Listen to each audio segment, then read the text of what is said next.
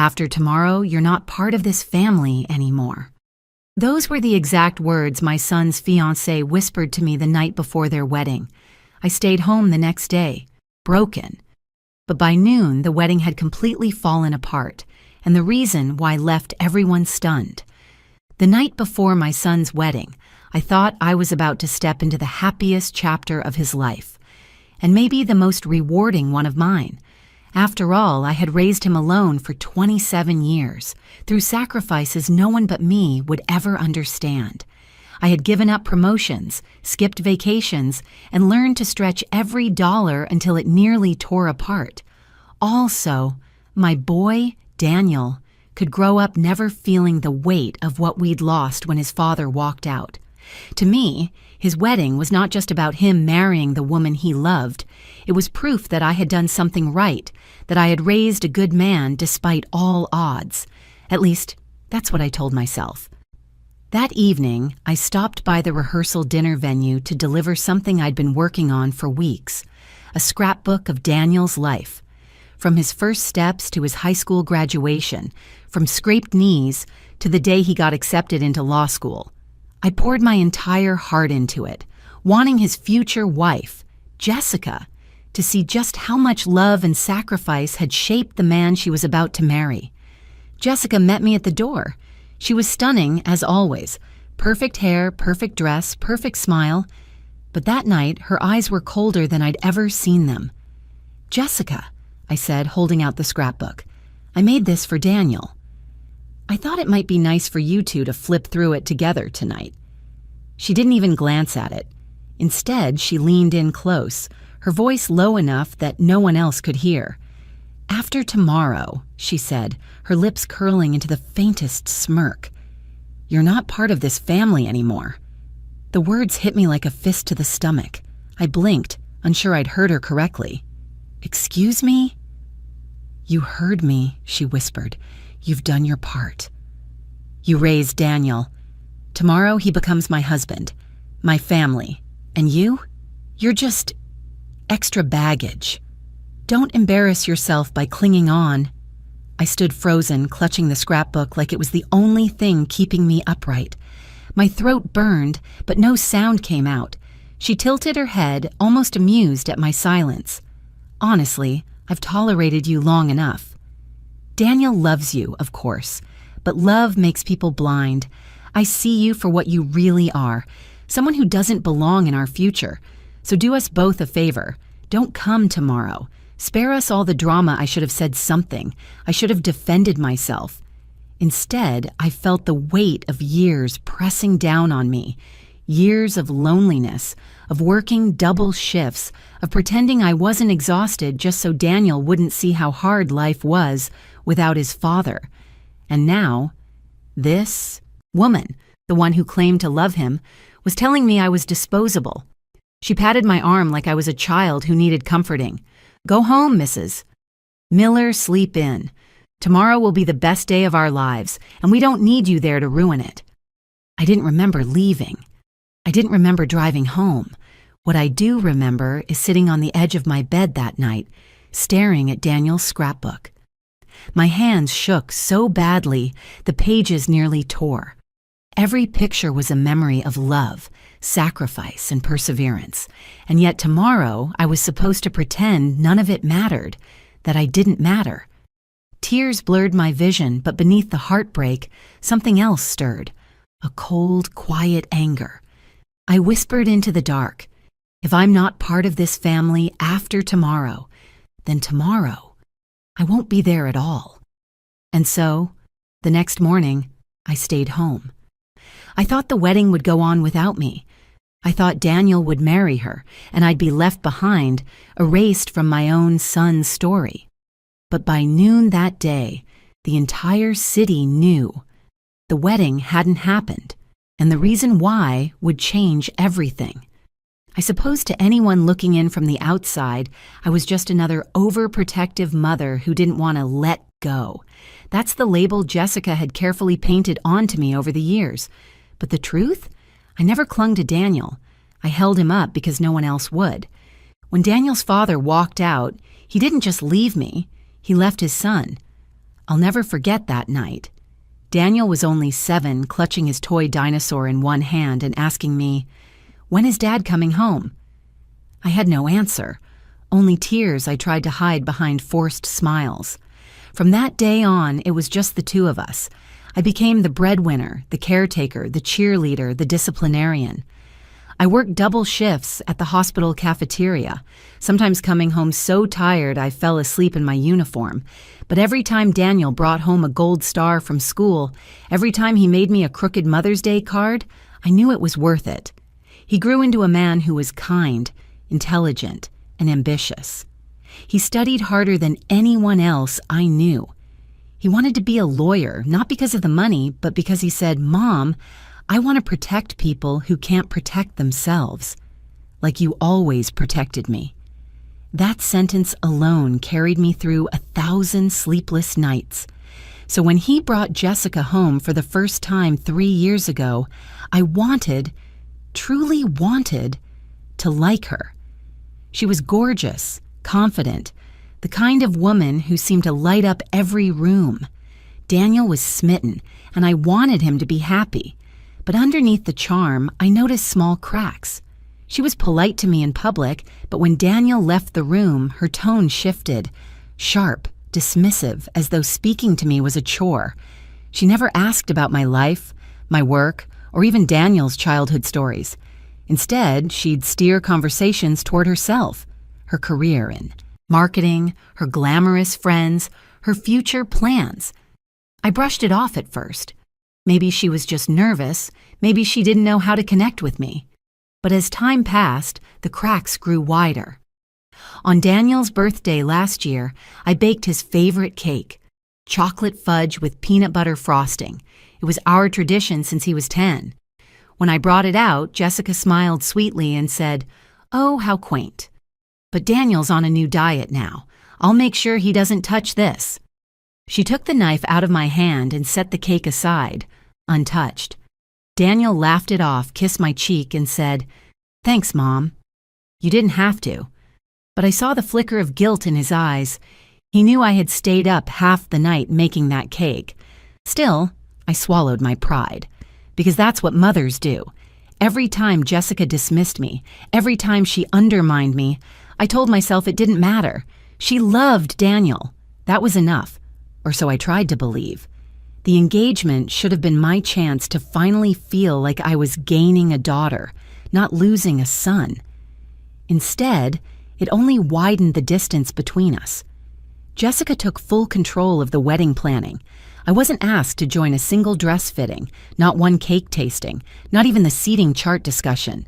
When I gently asked if I could help with anything, she gave me a tight smile and said, "Don't worry, Mrs. Miller. We've got it under control. You just show up looking nice, okay?" It stung. But I smiled, nodded, and bit my tongue. For Daniel's sake. Because that's what I always did. But the truth is, there were warning signs I should never have ignored. Like the way Jessica always seemed more interested in Daniel's potential salary than his dreams. The way she rolled her eyes when he mentioned pro bono work. The way she introduced him at parties, not as my fiancé Daniel, but as Daniel, the soon-to-be lawyer. Looking back now, I realize she didn't see my son as a man. She saw him as a trophy. And the night before the wedding, when she finally spat those venomous words into my face, every tiny warning sign I had brushed off for years finally made sense. I wasn't losing my son to love. I was losing him to ambition, to greed, to someone who saw me, his mother, as a loose thread that needed cutting out of her perfect little picture. And I let her. I actually let her. At least until the next morning, when fate decided to intervene in a way none of us could have predicted. The morning of the wedding, I woke up before sunrise. For a moment, my body moved on autopilot, boiling water for coffee, laying out the pale blue dress I had bought months ago, the one Daniel once said, "Mom, that color looks beautiful on you." But then Jessica's words came back like a knife twisting in my gut. "After tomorrow, you're not part of this family anymore." I sat at the kitchen table staring at the steam rising from my mug. My hands trembled, not from age, but from the weight of a decision I already knew I'd made. I wasn't going. For the first time in 27 years, I was choosing myself over Daniel.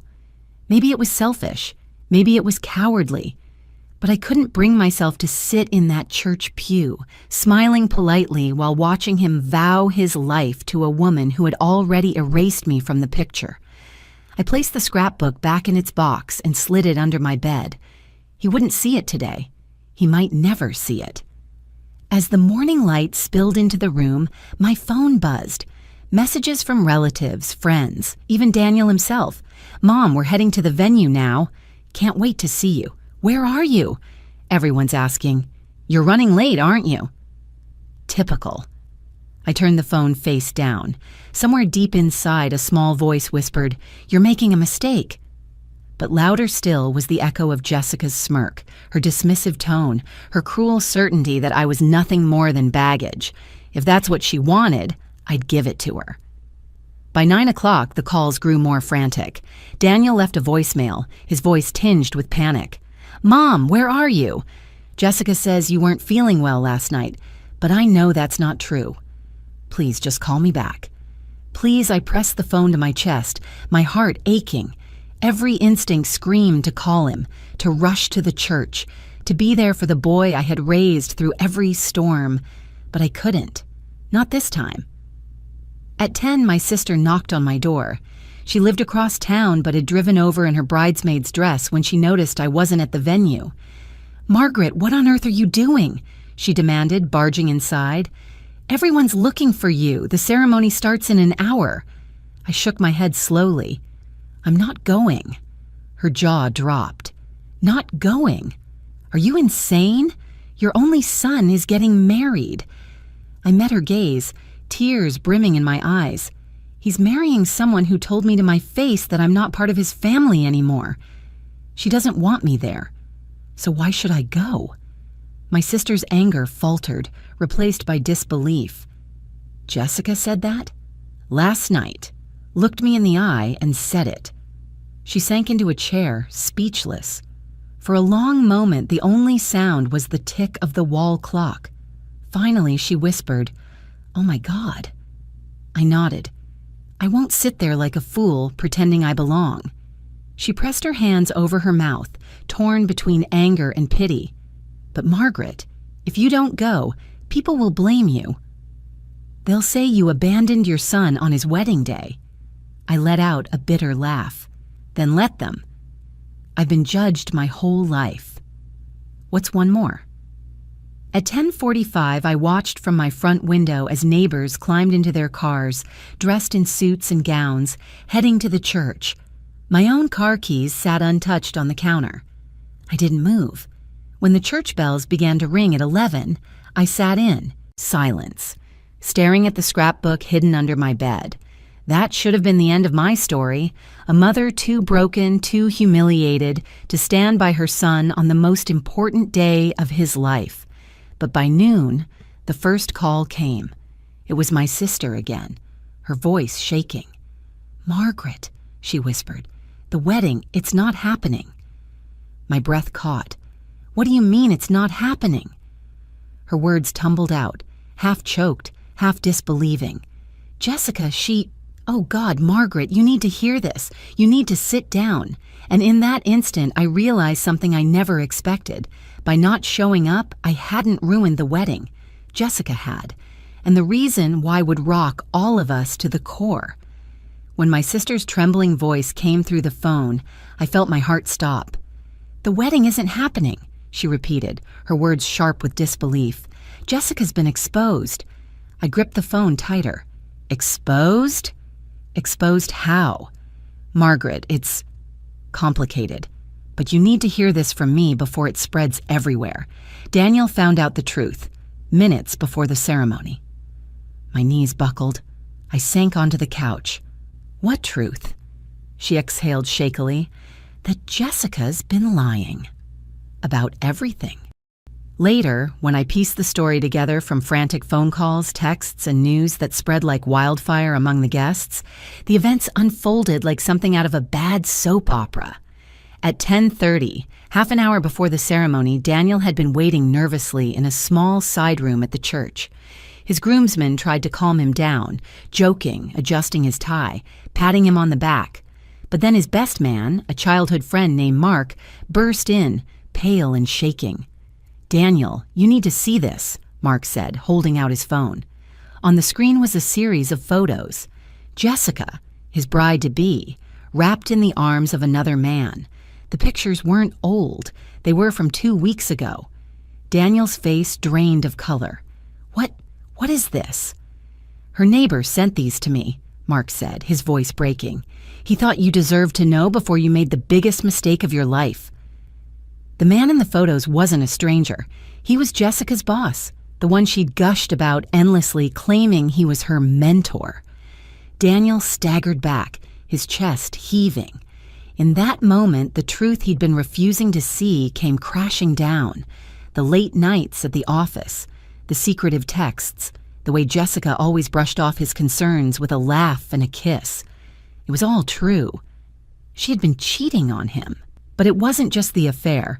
As guests began filing into the church, whispers spread like wildfire. Jessica's maid of honor, drunk on nerves and champagne, had let something slip. Jessica hadn't just been unfaithful, she had also been scheming.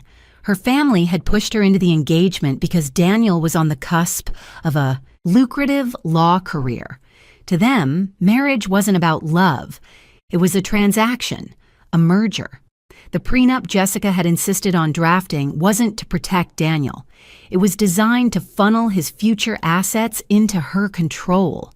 Her father, a businessman with a trail of bankruptcies, had even bragged to a guest that once Jessica married Daniel, our financial troubles will disappear. By the time Daniel stormed into the bridal suite, he was shaking with rage. Jessica, radiant in her gown, turned with a smile. "Sweetheart, are you ready?" He held up the phone. "What the hell is this?" Her face faltered. For the first time, the mask slipped. "That's not what it looks like," she began. "It's exactly what it looks like," Daniel roared. 2 weeks ago? With your boss?" Her bridesmaids gasped. The room went silent. Jessica's voice turned sharp. "Daniel, listen to me." "No, you listen." His voice broke. "You told my mother she wasn't part of this family. You tried to cut out the one person who's always been there for me. And all this time, you were lying to my face." Jessica's cheeks flushed red with fury. "Your mother. Is that what this is about? She's been poisoning you against me from the start. She's jealous, Daniel. She doesn't want to let go." But the words fell flat, because in that moment Daniel realized the truth. I hadn't needed to poison him against her. She had poisoned herself. By 11:15, the church was in chaos. Guests whispered, gasped, checked their phones as the news rippled through the pews. The pastor tried to restore order, but Daniel walked down the aisle, not with a bride, but with a grim announcement. "There will be no wedding today," he said, his voice shaking but firm. "Jessica has betrayed my trust. This ceremony is canceled." Gasps filled the church. Jessica's parents rose in protest, her mother screeching, "Don't you dare humiliate our daughter like this!" But Daniel didn't flinch. She humiliated herself. Jessica, furious, chased after him, screaming about lies and misunderstandings. But the pictures didn't lie. Neither did the whispers of her ulterior motives. By noon, the guests were filing out in stunned silence. Some shook their heads. Some muttered about wasted money and ruined plans. Others whispered sympathy for me, though I hadn't even been there. When my sister finished relaying the story, I sat frozen, the phone pressed to my ear. My heart ached for Daniel, for the heartbreak he didn't deserve. But beneath the sorrow, another feeling bloomed. Vindication. Jessica had told me I wasn't part of the family, and now there was no family for her to claim. I whispered into the phone, almost to myself, she wanted me gone. But she's the one who's gone now. That should have been the end of Jessica's story, but it wasn't. Because when people like her lose everything, they don't go quietly. And I was about to find out just how far she and her family were willing to go to claw back what they thought was theirs. For the rest of that day, my phone didn't stop buzzing. Friends, neighbors, even distant relatives, all calling, texting, sending links to social media posts. The canceled wedding was everywhere. One headline read, "Law student calls off wedding minutes before ceremony after fiancé's secret affair exposed." But another, more venomous post caught my eye. "Mother-in-law sabotages wedding. Tears family apart." My stomach dropped. Jessica's family was already rewriting the story. By evening, whispers had spread that I was the reason the wedding never happened, that I'd fed Daniel lies about Jessica, that I had convinced him not to go through with it. It was absurd. Daniel had seen the photos with his own eyes. But lies travel faster than truth, and Jessica's parents were masters of performance. At one point, Jessica herself even went on social media, posting a photo of her in her ruined wedding dress, mascara streaking her cheeks, with the caption, "Some people just can't let go. Some mothers don't know when to stop." The comments flooded in, strangers offering sympathy, friends demanding to know, what kind of mother ruins her son's happiness? I wanted to scream. I wanted to shout the truth from the rooftops. But Daniel begged me not to engage. "Mom, don't stoop to her level." Everyone close to us knows what really happened. But the problem was, not everyone close to us knew. Some believed her. Some questioned me outright. Even people I'd known for years asked, "Margaret, did you really tell Daniel not to marry her?" It cut deeper than I expected.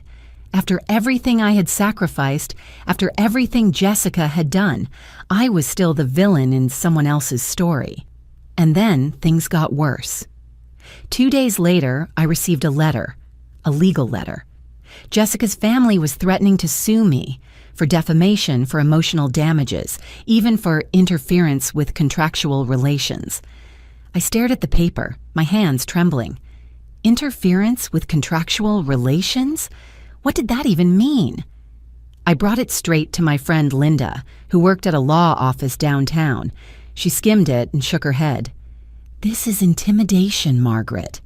They're trying to scare you. Interference with contractual relations is just a fancy way of saying you ruined their financial plan, which, by the way, isn't even a legal argument in this case." "Financial plan?" I echoed. Linda set the papers down. "Margaret, didn't you know? Jessica's family is bankrupt. Her father lost millions in failed investments. They needed her marriage to Daniel to stabilize their finances. That prenup? It was written to protect them, not Daniel. If he'd signed it, half of everything he earned for the next 10 years would have been siphoned into their accounts." My blood ran cold. So it had never been about love, not even for a second. It was about money. Control, security, and when I refused to show up to the wedding, Jessica had taken the perfect opportunity to shift the narrative. She couldn't be seen as the greedy, unfaithful fiancé. So she painted me as the bitter, controlling mother. It was brilliant, cruel, but brilliant. For the next week, the harassment didn't stop. Anonymous messages flooded my inbox. "Monster. Jealous old hag. You ruined your son's life." And Jessica's family, they weren't done. One afternoon, I came home to find Daniel sitting on my couch, his face pale, holding a letter of his own. "They're threatening me too, Mom," he said quietly.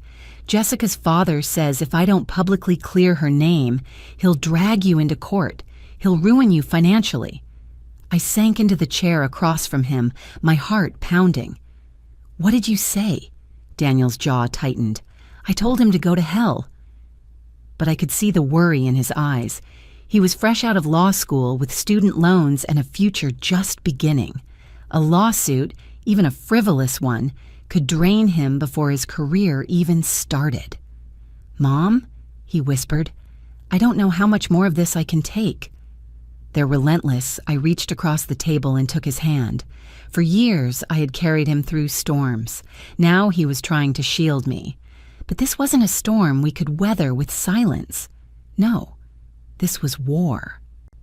That night, as I lay awake staring at the ceiling, I remembered something Jessica had said during one of her smug little tirades months earlier. "You don't understand, Mrs. Miller. In this world, perception is everything. People believe what they see."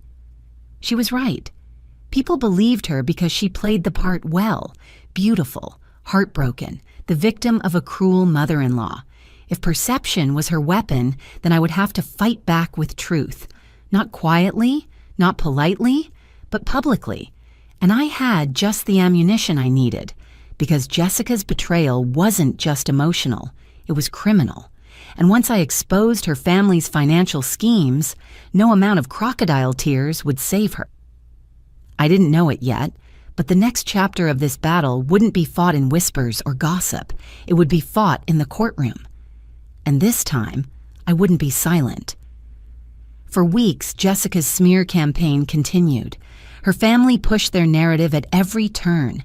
I was the bitter mother who couldn't let go, the woman who ruined her son's happiness out of jealousy. It might have worked, if not for one thing. The truth has a way of clawing its way to the surface. I spent days collecting everything I could.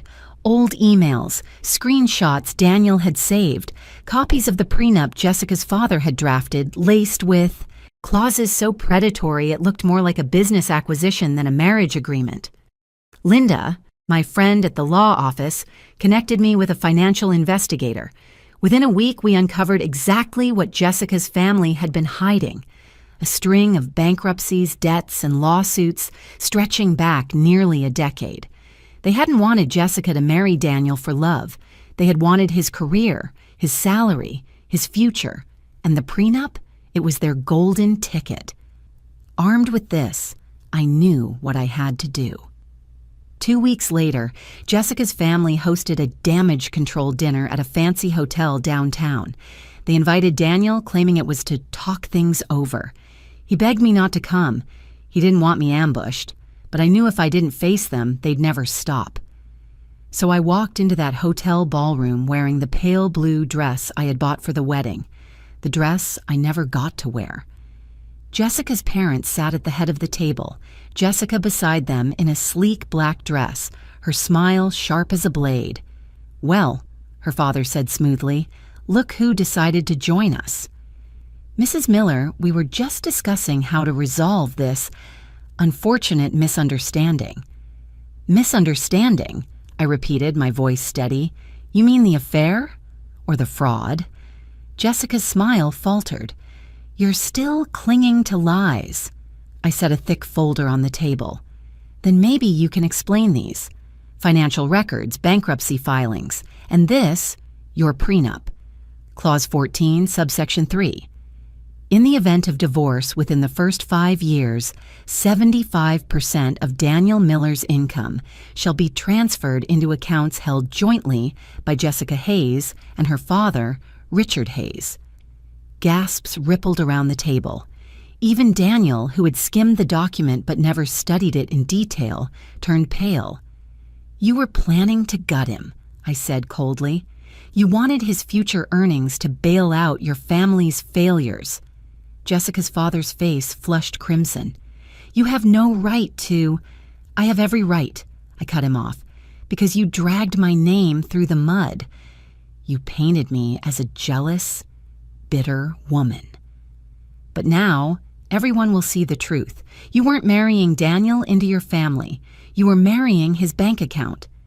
Jessica's eyes narrowed into slits. "You wouldn't dare make this public." I leaned forward, my voice low but razor sharp. "Watch me." The confrontation spiraled into chaos. Jessica tried to insist the photos of her affair were fake. Her father threatened lawsuits. Her mother cried about family unity. But Daniel didn't flinch this time. He stood up, his voice trembling but firm. "You lied to me. You lied about loving me, about wanting a life together. All you wanted was money." Jessica reached for his hand, her voice suddenly soft, pleading. "Daniel, please. I made mistakes, yes, but it was you I wanted. You Not your money. But he shook his head. If that were true, you wouldn't have tried to erase my mother. You wouldn't have told her she wasn't part of my family. The room went silent. Jessica froze, realizing her words had come back to haunt her. Her mask cracked completely, desperation spilling through. She's turning you against me. No, Daniel said, his voice breaking. You did that all on your own. That night, I thought the confrontation would end with shouting, with threats, with broken promises. But instead, it ended with Daniel walking out of that hotel, my arm linked through his. Jessica followed, shouting after him, begging, sobbing, swearing it wasn't what it looked like. But for the first time, he didn't look back. By the time we reached the parking lot, Daniel stopped and turned to me. His eyes were red, his face pale, but there was a new strength in his voice. "Mom," he whispered, "I should have listened to you." I pulled him into my arms, holding him like I had when he was a child. "You see it now," I whispered. "That's all that matters." But as we drove away, Jessica's words echoed in my mind. You wouldn't dare make this public. She was wrong, because if she wanted a war of perception, then perception she would get. And when the truth came out, her carefully crafted facade would crumble beyond repair. In the days after the hotel confrontation, Jessica and her family tried everything: threats, pleas, promises. Her father sent Daniel emails filled with legal jargon, insisting he was within his rights to pursue damages. Her mother left tearful voicemails, begging Daniel to be reasonable. Jessica herself oscillated between rage and desperation, one moment swearing she'd ruin us, the next whispering that she still loved him. But it was too late, because this time, the truth wasn't confined to whispers in a ballroom. This time, I made sure everyone knew. With Linda's help, I passed the prenup documents and financial records to a journalist who specialized in exposing financial scams. Within a week, the article went live. Behind the canceled wedding, the Hayes family's financial schemes uncovered. The piece was damning. It detailed the bankruptcies, the predatory prenup, even hinted at the affair that sparked the wedding day collapse. For the first time, the world saw the story not from Jessica's tear-streaked Instagram posts, but from the perspective of cold, hard evidence. And suddenly, the tide turned. Comments flooded in, not against me, but against Jessica. So she wanted his paycheck, not his heart. That poor mother-in-law. Can you imagine being told you're not family after raising your son alone? Jessica's a gold digger, plain and simple. The sympathy that had once been denied me poured in like sunlight breaking through storm clouds. Daniel, though heartbroken, found strength in the truth. He threw himself into his new job at a law firm, determined to build a future on his own terms. And for the first time in months, he started to smile again. Not the forced, nervous smile he'd worn with Jessica, but the real one. One night, as we sat on the porch drinking tea, he reached over and squeezed my hand. "Mom," he said softly, "I don't know how you stayed so strong." She nearly broke me. I looked at him. The boy I had raised, now a man forged by fire, because I've been through worse. And because I knew one day you'd see her for who she was. It just took time. His eyes glistened. "You were always my family. Always." I'm sorry it took me so long to realize that tears pricked my eyes, but this time, they were tears of relief.